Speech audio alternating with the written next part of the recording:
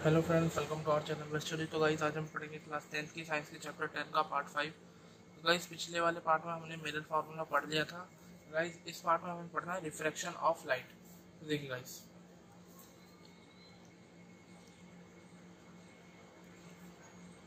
Refraction of light. Guys देखिए, ये refraction है, रिफ्लेक्शन नहीं है। तो मैं गाइस आपको पहले एक जो बेसिक सा हमारा डिफरेंस होता है रिफ्लेक्शन और रिफ्रैक्शन में वो बता देता हूँ। देखिए गाइस, रिफ्लेक्शन का मतलब क्या होता है और रिफ्रैक्शन का मतलब क्या होता है। देखिए गाइस, रिफ्रैक्शन में क्या होगा, मान लीजिए हमारे पास एक मिरर है, कोई रे ऑफ लाइट आएगी। वो रे ऑफ लाइट क्या करेगी गाइस, इस मिरर के सरफेस पे कहीं ना कहीं स्ट्राइक करेगी और करने के बाद क्या होगा गाइस, उसी सेम मीडियम में वो वापस चली जाएगी। तो गाइस इस फिनोमिना को बोला जाता है हमारे पास रिफ्लेक्शन ऑफ लाइट। लेकिन अगर हम बात करें गाइस रिफ्लेक्शन की, तो रिफ्लेक्शन में क्या होगा गाइस, मान लीजिए हमारे पास कोई रे ऑफ लाइट आई, तो वो रे ऑफ लाइट क्या होगी, स्ट्राइक करने के बाद वापस नहीं जाएगी।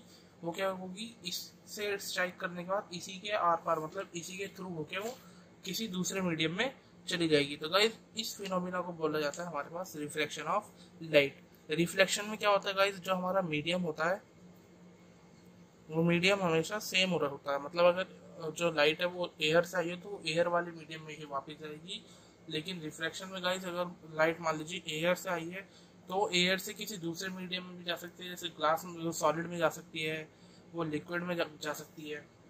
मतलब रिफ्लेक्शन में गाइस एक तरीके से देखें तो हमारा जो मीडियम होता है वो मीडियम चेंज हो जाता है। देखिए गाइस, मैं आपको बता देता हूँ मीडियम किस कैसे क्या क्या होते हैं। मतलब हमारे गाइस देखिए, मीडियम हमारे होते हैं दो तरीके के। पहला होता है रेरर मीडियम,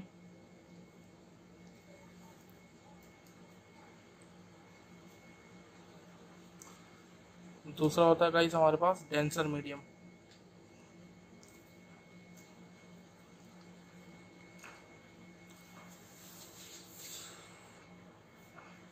देखिए गाइस, रेरर मीडियम किसे बोलेंगे, दोस्त मीडियम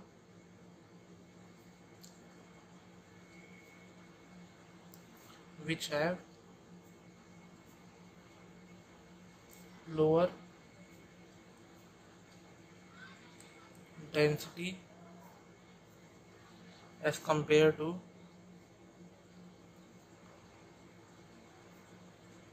another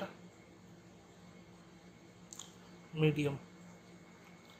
मतलब गाइस रेरर मीडियम होने को जाएगा, मतलब रेरर मीडियम हमारे वो मीडियम होंगे जिनकी डेंसिटी हमारी क्या होगी, लो होगी। और लो किसके कंपेयर में होगी, कोई जो हमारा अनदर मीडियम होगा उसके। और डेंसर मीडियम में क्या होगा गाइस, जो इनकी डेंसिटी होगी वो हाई डेंसिटी होगी as compare to another medium.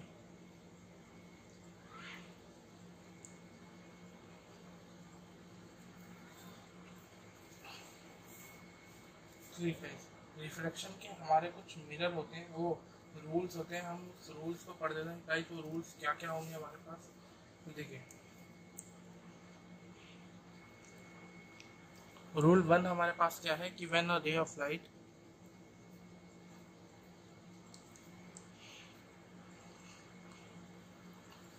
Is travel from rarer medium या फिर rarer to denser medium, it bends towards normal. इसका मतलब क्या होगा गाइस, देखिए। मान लीजिए गाइस हमारे पास एक ग्लास की शीट है।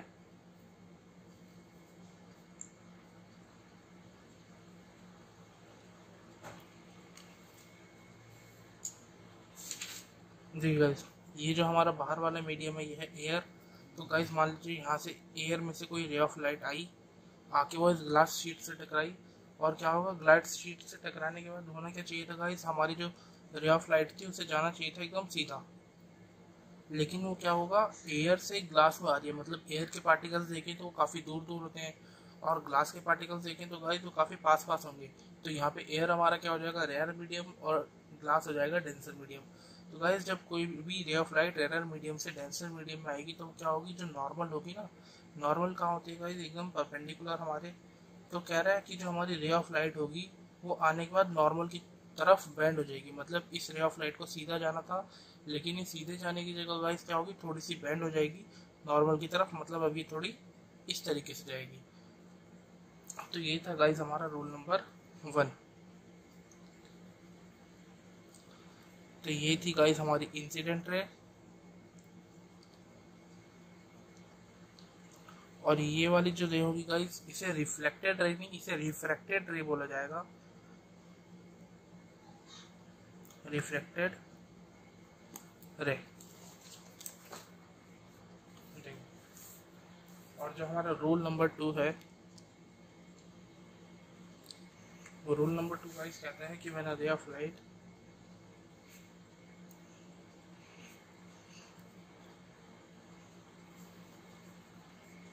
travel from a denser to rarer medium,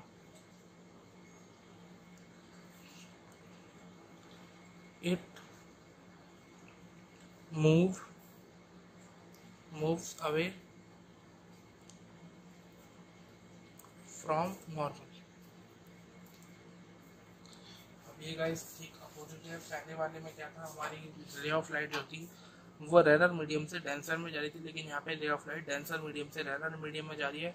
और इसमें क्या होगा गाइस, हमारा जो रिफ्लेक्टेड रे होगी वो गाइस क्या होगी, नॉर्मल की तरफ हमारी बैंड ना होगी, नॉर्मल से दूर बैंड हो जाएगी। इसका अगर हम एग्जांपल लिखें तो गाइस इसका एग्जांपल क्या हो जाएगा, मान लीजिए हमारे पास एक ग्लास शीट है और यहाँ पर हमारा जो अनदर मीडियम है वो है एयर।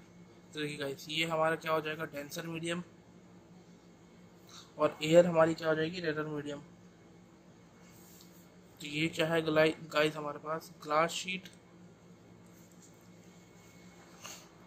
मान लीजिए गाइस यहाँ से कोई रे ऑफ लाइट क्या हुआ, हमारे पास पास थ्रू हुई और वो यहाँ से डेंसर मीडियम से रेयर में जा रही है। तो गाइस कह रहा है डेंसर से जब रेयर में जाएगी तो वो नॉर्मल से अवे मूव करेगी। मतलब नॉर्मल अगर इस तरफ है तो नॉर्मल से दूर, मतलब इस साइड को क्या होगी, वो मूव करेगी। तो गाइस ये जो हमारा एंगल था ये हो जाएगा एंगल आई, और ये वाला हो जाएगा हमारा एंगल आर। कह रहा है इसमें गाइस जो हमारा एंगल आर होता है वो एंगल आर क्या होता है, बड़ा होता है एंगल आई से। एंगल आर बड़ा होगा एंगल आई से। और जो पहले वाला रूल था गाइस उसमें हमारा एंगल आई, मतलब ये वाला जो एंगल होता है ये वाला बड़ा होता है और ये वाला एंगल छोटा होता है गाइस। देखिए यहाँ पे एंगल आई जो होगा वो बड़ा होगा एंगल आर से।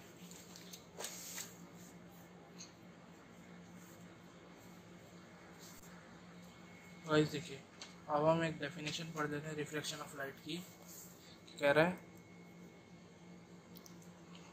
When a ray of light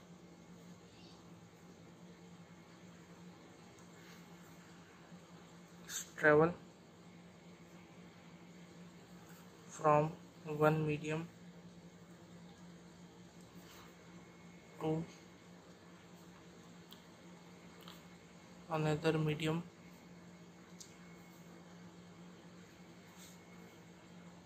then it deviates from its original path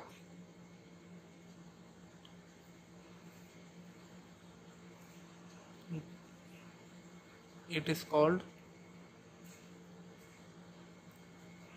refraction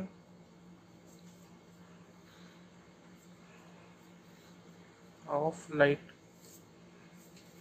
तो गाइस कह रहा है जब हमारी कोई भी एरिया ऑफ लाइट ट्रैवल करती है एक मीडियम से दूसरे मीडियम में, तो कह रहा है वो अपने ओरिजिनल पाथ से डेविएट हो जाती है, और इसे ही बोला जाता है गाइस रिफ्लेक्शन ऑफ लाइट। अगर हम बात करें गाइस लॉ ऑफ रिफ्लेक्शन की,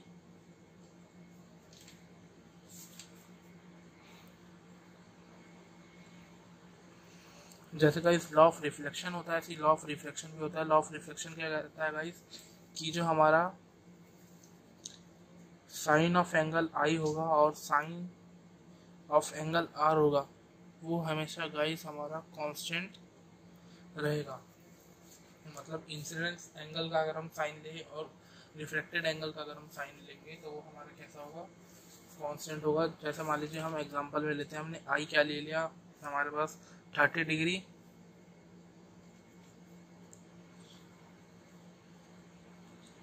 और एंगल आर का हमने ले लिया 45 डिग्री। देखिए sine 30 upon sine 45 degree. Sine 30 degree की बात करें तो गाइस ये होता है 1/2, साइन 45 डिग्री की बात करें तो गाइस ये होता है 1/√2। गाइस ये हो जाएगा √2/2। तो देखिए गाइस इसे अगर हम सॉल्व करेंगे तो हमारे पास आंसर आ जाएगा 1/√2, जो कि क्या होता है गाइस हमेशा कांस्टेंट। मतलब 1/√2 की अगर हम वैल्यू निकालें तो ये कांस्टेंट ही रहेगा। तो गाइस अब हम अपना नेक्स्ट टॉपिक पढ़ लेते हैं।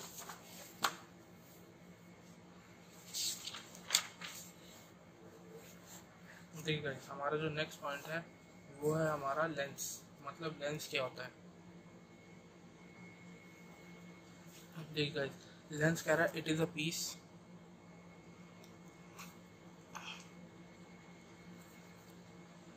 Of transparent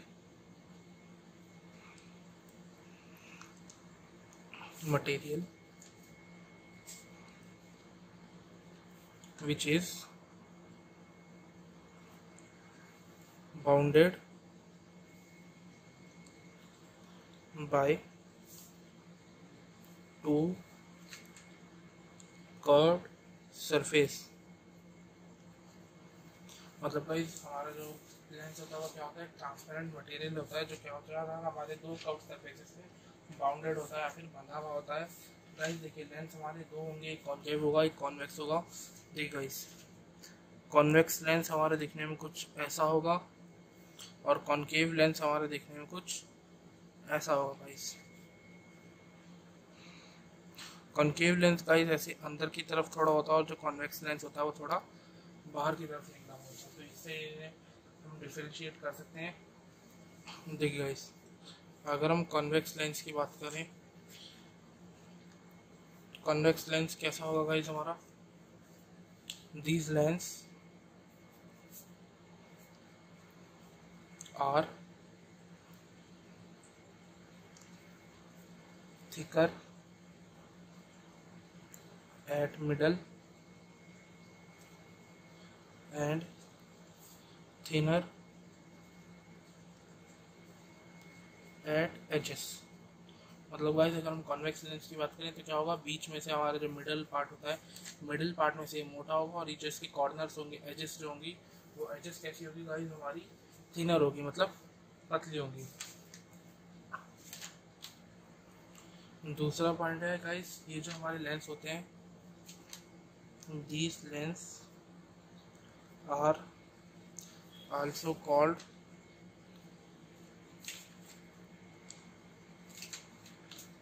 converging lens.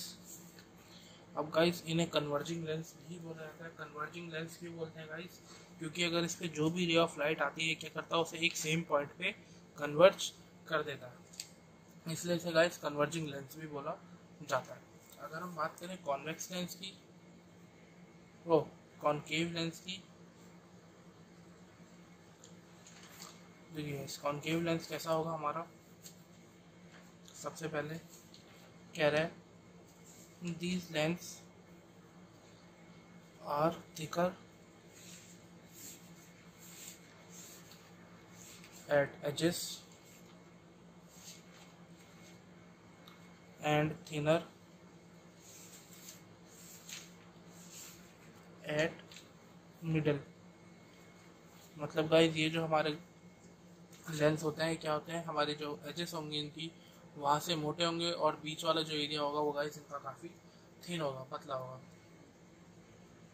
Second point कह रहा है these lens are known as diverging lens. Guys इन्हें डाइवर्जिंग लेंस भी बोला जाता है। डाइवर्जिंग लेंस इन्हें इसलिए बोलते हैं क्योंकि ये जो गाइस होते हैं हमारे लेंस को क्या, हमारी जो रेज ऑफ लाइट होती है, जैसे मान लीजिए एक रे आई, दूसरी रे आई, ये सारी रेज को क्या करता है गाइस, डाइवर्ज कर देता है, मतलब फैला देता है, इसलिए इसे डाइवर्जिंग लेंस भी बोला जाता है। देखिए गाइस, अब हम टर्मिनोलॉजीज पढ़ लेते हैं कॉनकेव लेंस की और कॉन्वेक्स लेंस की, कि इनमें कौन कौन सी जो टर्म्स होती हैं वो यूज होती हैं।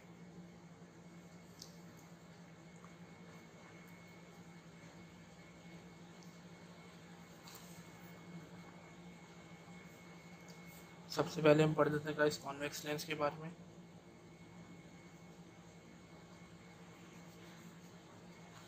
तो देखिए कॉन्वेक्स लेंस हमारा ऐसा होगा गाइस, देखिए ये जो इसके एकदम मिडल से लेयर जाती है गाइस, इस मिडल में से जो हमारी लाइन जाती है इसे बोला जाता है प्रिंसिपल एक्सिस।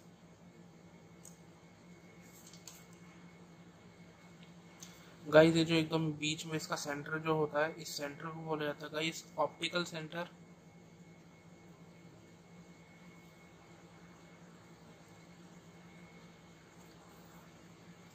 गाइस अगर आप ध्यान से देखोगे तो ये गाइस दो तरीके के लेंस से मिलकर बना हुआ है, मतलब एक लेंस गाइस ये वाला है और दूसरा वाला लेंस इसका ये है। तो गाइस दो अलग अलग लेंस से जुड़े होने के कारण जो इसकी फोकल लेंथ होती है वो एक नहीं होती गाइस, दो होती है। मतलब इस तरफ वाली जो इसकी फोकल लेंथ होती है उसे गाइस हम फोकल लेंथ f1 f2 ऐसे का f1 लेते हैं, और जो इस साइड वाली होती है राइट हैंड साइड वाली उसे हम f2 या फिर c2 करके चेक करते हैं। तो देखिए गाइस अगर हम इस वाले लेंस की बात करें तो इस वाले लेंस की फोकल लेंथ कहाँ होगी गाइस, लेफ्ट हैंड साइड पे, क्योंकि यहाँ पर कर्व्ड है तो इसका जो स्फेरिकल मिरर बनाएंगे वो कुछ इस तरीके से बनेगा। तो इसकी जो हमारी फोकल लेंथ होगी, कर्वेचर देखें तो गाइस कर्वेचर हमारा क्या होगा यहाँ पर, तो ये देखिए एक कर्वेचर इधर है, दूसरा एक कर्वेचर यहाँ कहीं पर भी होगा, तो हम इन्हें नाम दे देंगे डिफ्रेंशिएट करने के लिए ताकि कंफ्यूजन ना हो। तो मान लीजिए ये क्या हो गया हमारा कर्वेचर 1। अब गाइस कर्वेचर और ऑप्टिकल सेंटर की जो बीच का मिडल डिस्टेंस होगा, मतलब इसे जब हम हाफ कर देंगे तो हमारे पास जो पॉइंट आता है उसे बोला जाता है गाइस फोकस। तो फोकस को हम लिख देंगे f1 ताकि कोई दिक्कत ना हो। तो गाइस फोकस और पोल की इसकी ऑप्टिकल सेंटर के बीच की दूरी होगी फोकल लेंथ, और इसके बीच की भी दूरी देखें तो गाइस वो भी f होगी। मतलब हम कर्वेचर को क्या बोल सकते हैं, ये और ये, मतलब दोनों को जोड़ के बना हुआ है, तो 1f और 2f, f1 और f1, तो इन दोनों को जोड़ के आ जाएगा गाइस हम कर्वेचर c1 को क्या बोल सकते हैं 2f1 भी बोल सकते हैं। ऐसे ही गाइस इस वाले लेंस के लिए देखें तो इस वाले लेंस का जो हमारा कर्वेचर होगा वो इस साइड पर होगा, मतलब ये c2 हो गया। इसकी फोकस अगर हम देखें तो वो यहाँ पर होगी, और इसके कर्वेचर को भी हम 2f2 बोल सकते हैं। 2f2 गाइस इसलिए बोल रहे हैं क्योंकि यहाँ से यहाँ तक की जो हमारी आधी लेंथ होती है वो एक फोकल, उसे स्मॉल f बोलते हैं। इसके और इसके बीच की जो दूरी है वो भी स्मॉल f है, तो स्मॉल और f और स्मॉल f दोनों को अगर हम जोड़ देंगे तो 2f बन जाएगा, और वही दूरी किसकी होगी गाइस, हमारी कर्वेचर की। तो इसलिए हम इसे c2 2f2 भी बोल सकते हैं या फिर c2 भी बोल सकते हैं। तो गाइस अब हम कॉन्केव लेंस का पढ़ लेते हैं गाइस। देखिए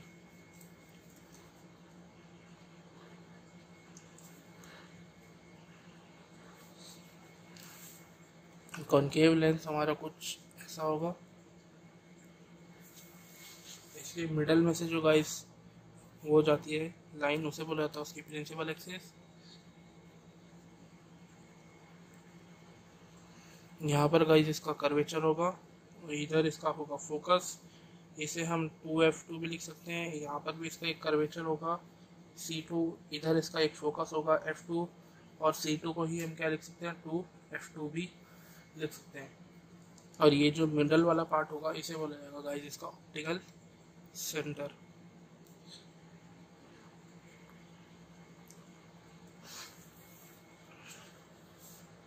तो गाइस ये था आज की वीडियो में। तो जो हमारा नेक्स्ट पार्ट होगा, नेक्स्ट पार्ट में गाइस हम जो इमेज फॉर्मेशन होती है कॉनकेव लेंस से और कॉन्वेक्स लेंस से वो पढ़ेंगे। तो गाइस अगर आपको ये वाली वीडियो अच्छी लगी तो हमारी वीडियो को लाइक कीजिएगा और चैनल को सब्सक्राइब करना ना भूलें। Thanks for watching.